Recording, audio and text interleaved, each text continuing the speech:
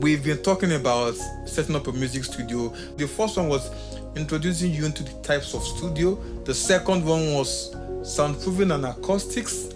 The third one was explaining more about these types of studios.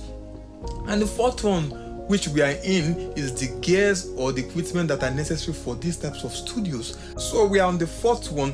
We've talked about the gears needed for a beat production studio or a music production studio. We've talked about gears necessary for a podcast studio. Now we're going to the gears necessary or the gears you need to have or you will see in a recording and mixing studio. Most times they call it a recording studio, but just for people to understand it very well, we are supposed recording and mixing there. So we're breaking it down into input, processing, and output.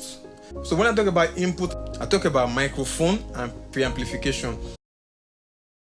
So the next thing we're talking about are processors. So we have audio interface. We talked about audio interface. Depending on what you want to, how many inputs you want to do.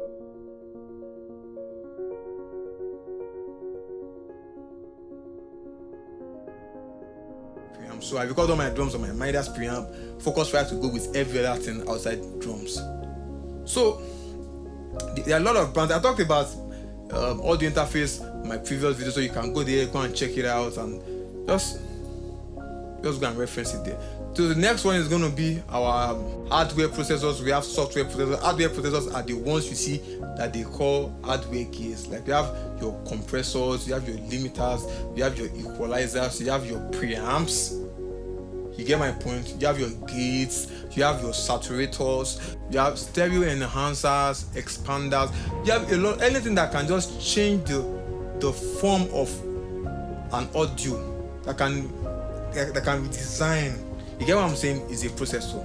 They are physical devices that you can put in a rack, put somewhere and plug cables to.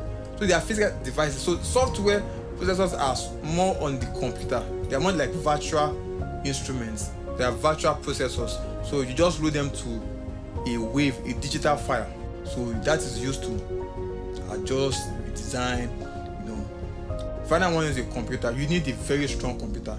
When you are mixing, you need a very strong computer that will not be dragging. Like my computer is a 16 gig RAM. I use an i6. I'm running on SSD on my computer. So I designed it based on the capacity of what I'll be recording. I'm even planning on expanding to taking 30 channels simultaneously and changing my console in future.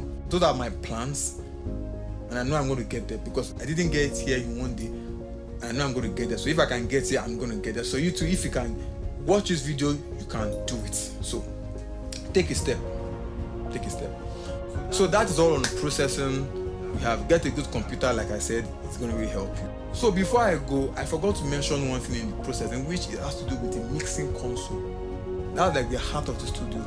Outside your computer, the mixing console is the heart of the studio. I have a Mackie Onyx 24, I have a Studio Master and Intern M. So I use drums alone. My drums go to my Studio Master because it has a robust sound. The Intern M goes to my brass. So there's a way I group everything, and my Mackie, I use it to mix and blend it together with my Studio Master. So I just collapse those channels together. I send them as a group bus from small sub mixers to big mixer, depending on what I'm doing.